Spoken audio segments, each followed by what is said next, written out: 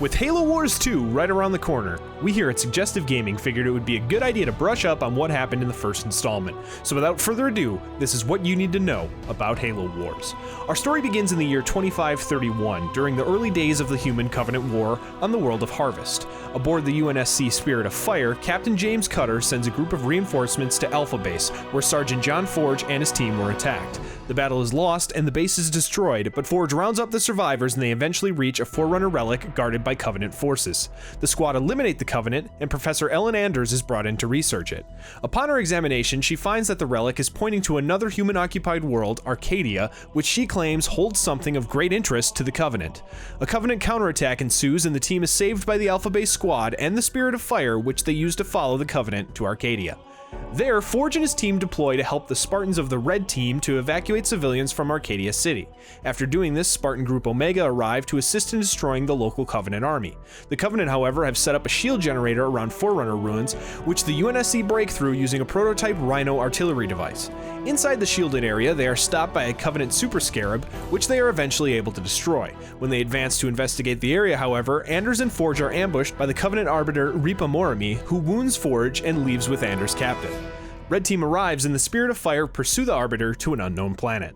On the surface of this planet, both the Covenant and the UNSC are soon attacked by a so far undiscovered organism, the Flood. Fighting through forces of Covenant and the Flood, the UNSC eventually pinpoint Anders' emergency beacon to a body of water, which parts to reveal emerging sentinels, which begin to kill the Flood.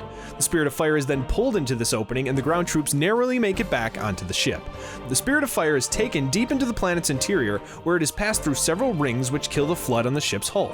After this, the ship emerges inside a Forerunner shield world, where elsewhere the Arbiter uses Anders to activate the Apex site, which opens to reveal a massive fleet of Forerunner ships which the Covenant intend to use to defeat the humans.